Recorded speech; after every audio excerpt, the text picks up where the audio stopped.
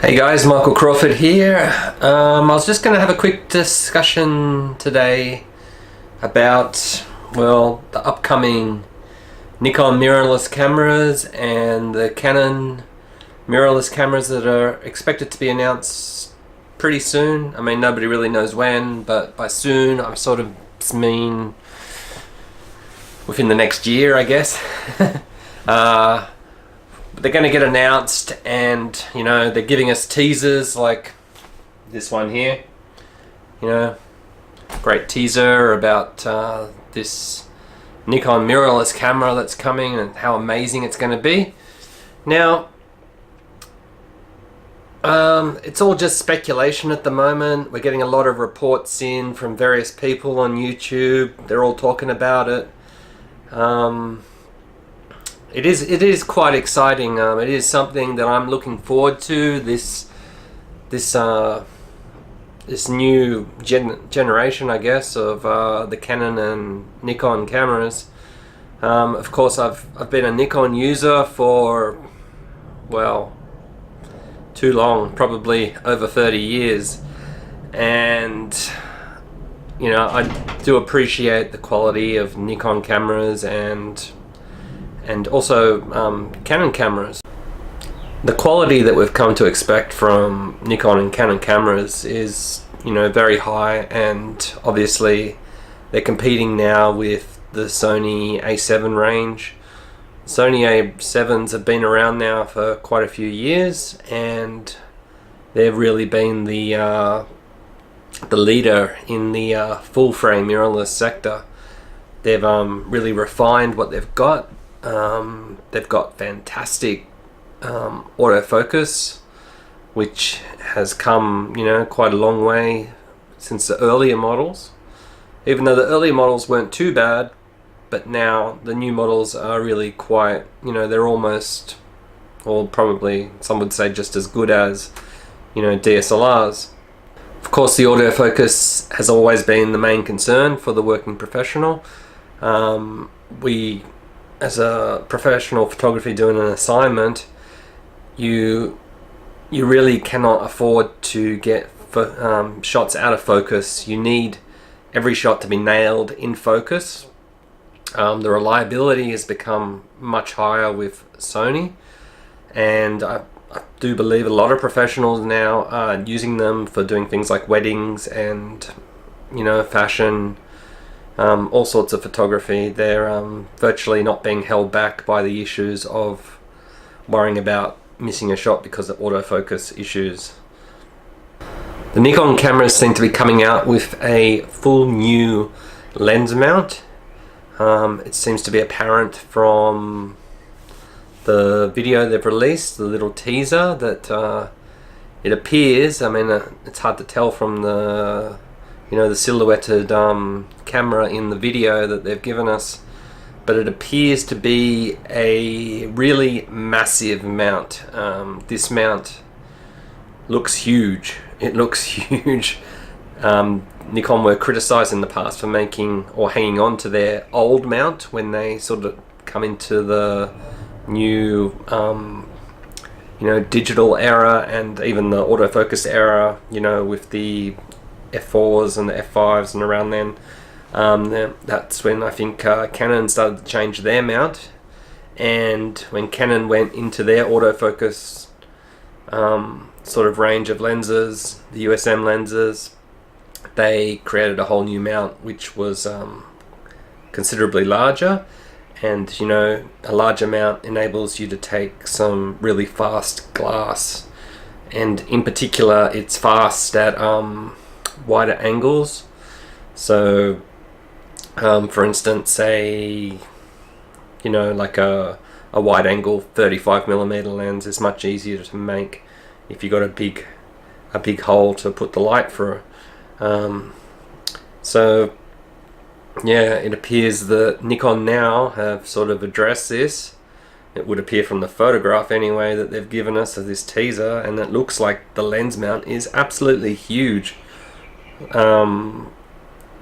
We've got Ken Wheeler giving us a little rave about how he believes that it could be possible that Nikon sort of keeping their options open with that lens mount to be able to slip into the medium format segment. And looking at the size of the mount on the picture, that could be a possibility. It could be he might be onto something there. I wouldn't dismiss that. It does have a huge mount. Of course, the Nikon have always struggled with the live view autofocus on their current range of cameras. People, I believe, just wouldn't even bother using it. It's, you know, a really crappy contrast-based system that's never worked well, particularly for video. It's absolutely horrendous. You know, the hunting in and out and the focus breathing with their lenses is just, you know, it's really horrible. Like, there's absolutely no way you could use that for a professional shoot. It just looks terrible. You know, you got the whole image pumping in and out as it tries to hunt for focus, and it's completely substandard, you know, when you're comparing it with manufacturers like even that, of course, the Canon dual pixel's fantastic, and you know, Sony have sort of got their AF for video well under control now, and of course Panasonic's not far behind both of them. Panasonic's doing very well in with their range of micro four thirds cameras. So I believe that Nikon could be dipping into the AF technology which they brought probably a couple of years ago now from Samsung. I don't know if everybody remembers that there was a time when Samsung stopped making their range of cameras, and which was surprising because a lot of people really loved their cameras. They were sort of in the APS-C size sort of sector, and they were very good at what they did at the time, you know, for video and that, and they had a very good autofocus system. And of course Nikon jumped on that and bought that autofocus technology. Now they must have bought it for a reason. They obviously knew that, you know, their mirrorless cameras were in the pipeline, and I do believe that they're sort of gonna implement some of that technology that they've bought from these Samsung cameras. So I think we can look forward to, hopefully, some really good autofocus technology from Nikon. Yeah, so looking forward to, I really hope that Nikon is able to implement a autofocus system that is outstanding, like the Canon one or even the Sony one, because if they don't, people just won't buy the system. It's as simple as that. There's already systems out there. The Sony system's, you know, fully established now. It's got everything that a working pro would want, and you know, why would they want to invest in a system that's substandard when they can get the Sony system, which is established and up and running and everything works great? You know, why would you bother? So I mean, I've been really happy with the Nikon products that I've had. I really like their lenses, the quality, the build quality is, I've never had any issues with Nikon ever, and I'm really hoping that that trend continues with this current line of mirrorless cameras. Of course, the Canon, I can't really talk too much about Canon because I haven't been a Canon user ever. I have, you know, had the opportunity to use Canon cameras in the past, but not for, like, I haven't invested in their system or anything. And I do recognize that they do have a good quality system, their build quality, the lenses, etc. Everything is built to a high standard, just like Nikon. And you know, their full frame mirrorless system is obviously gonna be easier to implement because they already have the dual pixel autofocus. Whether they're having issues with dual pixel on the full frame sensor is another issue. Obviously, when you go to a full frame sensor and you got that shallower depth of field, you're going to have very accurate focusing. So, you know, all these things are issues for these camera manufacturers. So where does all this leave the Fujifilm system? I as much as I don't want to say it, I feel that Fujifilm is going to be ultimately left behind simply because they don't have a system based around the full frame sensor. I do believe that the full frame sensor is going to be the thing for the future. It's going to be what people want. I don't know how. I mean, I know there's a big argument going on YouTube and other places about how it's a minimal difference, and you know, with the quality of the product and everything from Fujifilm, it's really hardly any difference. But the simple matter of the fact is that or currently anyway, a full frame sensor gives you much better low light performance. There's no doubt about that. And on top of that, you definitely get a shallower depth of field, if that's what you're trying to achieve, with the comparable lens compared to full frame. So yeah, it's a bit of a worry. I do have a lot of Fujifilm stuff. I've got, you know, X-T2, X-T2S. I've got probably about 5 or 6 lenses from Fujifilm. All the gear is fantastic. It's really good. It's super sharp. It gives you beautiful results. The problem is you're going to have Fujifilm competing now with the full range of camera manufacturers out there. The Canon, the Nikons in particular. And I know Canon's had their mirrorless range out for a while, but that's been the APS-C size, which is always, it's never been a professional option. That's certainly for sure. But now they're going to introduce a new full frame system, and this is going to be, it's going to take it all to a new level, I believe. And people will not be looking back at the APS-C systems, I don't think. Not, you know, in a couple of years, it's going to be all full frame. And, you know, unless you're shooting a point and shoot camera, then you might want a smaller sensor size. But anybody doing serious work, the serious amateur, even the person that just wants to get really good quality shots of their family and friends and their holidays, they'll be using full frame, because it's you know, it's going to be available to the masses. Obviously it's going to come down in price eventually, and you know, it's going to be the way of the future, I do believe. I don't think people will be going back to a smaller size. Just like with film had, I don't know, probably most people will not remember this, but there were different formats of film. There were smaller negative sizes that you could get when film was available. Forgot the names. I remember one was 110, which was really small. Came in like a little cartridge of film. There was also another one that came in a cartridge. I've forgotten the details about it. Sorry about that. It's been a while. I never really used it, but it came in a cartridge tube that you didn't have to, you know, spool across the film and put it into your camera. You just put it in the camera, close the door, and off you went and shot photos with it. And that was slightly smaller. Again, it was never considered for professional use simply because it was small. And then you had 35mm, which was considered for professional use because it was good enough to give you the results that you wanted. It had the size to give you the, you know, the bokeh that professionals wanted. And it was just better all around. And of course you went up from there, 645, 6x7, and, you know, sheet film.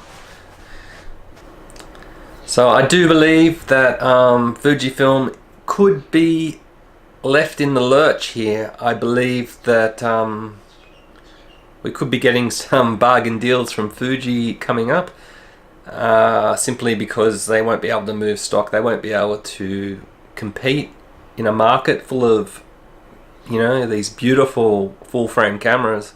They just won't be able to compete. You know, even I believe the XH1, I don't know anybody running out to buy an XH1. I'm not going to buy it because it's too expensive. I would have bought it if it was probably $500 or $600 cheaper. But you know, they're pricing it at, well, here in Australia it's probably a third more expensive than an XT2, and I really don't believe you're getting a third more camera. I mean, you're getting IBIS and that's it.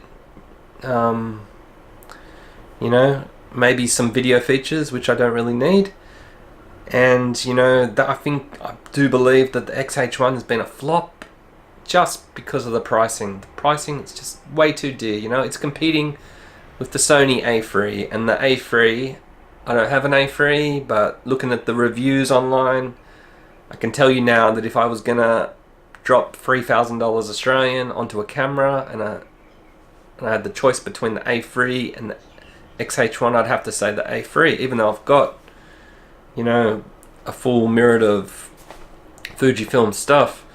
Like, I just don't see the value in getting a APS-C size sensored camera for that much money.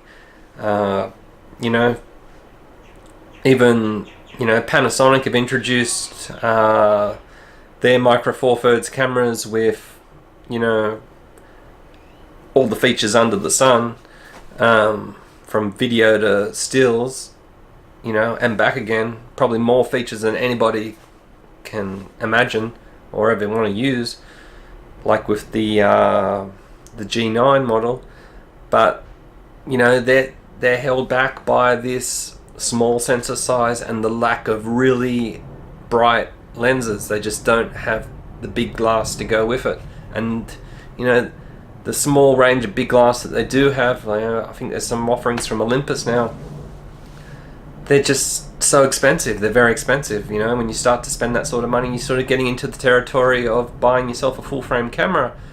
And you know, you got a lot more flexibility with a full frame camera because, you know, you can use it in low light, and that's such a big bonus. And you're going to get better dynamic range, and ultimately your images simply look better. So why invest in the small sensor? The small sensor is good for video, but that's about it, really. That's really about it. So the Fuji, I am worried about all my Fuji gear. I love the Fuji system, but I do have a feeling I may be getting rid of it eventually. I don't think it's something that's a long-term proposition, simply because it's just going to be blown away by all these full-frame cameras that are coming. Yeah, it's sad but true. I think Fuji have dug their own grave with their APS-C mount lenses. You know, the lenses are smaller, but you know, those lenses, they cannot ever go onto a full-frame camera, and that's going to be their demise. You know, when everybody's looking at full-frame cameras, you're going to be stuck with a Fuji APS-C, and it's just subpar. It's not up to it. Yeah, I mean, at the moment it's comparable, but in the future I think it's just going to be left behind. I don't think there's going to be anything they're going to be able to do about it. So that's about it, guys. Just a quick wrap up of what I think is going to be happening with this mirrorless war that's about to begin. We got Nikon, Canon coming in, and they're going to come in hard and fast. They've got a lot of ground to catch up. They've got to really release products that are outstanding to compete with Sony. You know, Sony, they've made a number of errors in the past, I guess you could call it, with design flaws. One of their design flaws is hanging on to that small E-mount initially. They should have had a bigger mount, but they wanted to have that cross compatibility with their APS-C cameras. That's created all sorts of problems with them releasing lenses, and the lenses are super expensive because of it. And then the other problem they had initially was little batteries, which were absolutely shocking. They got, you know, hardly any battery life in them. And Of course, their menu system was always shocking from the get-go, and I don't think it's improved that much even now. But the use of the Sony cameras is outstanding. The focus is reliable, and it has evolved into a professional system, you'd have to say. So anyway, that's my little wrap. Looking forward to these future cameras coming out, and I'll talk to you again soon. Bye.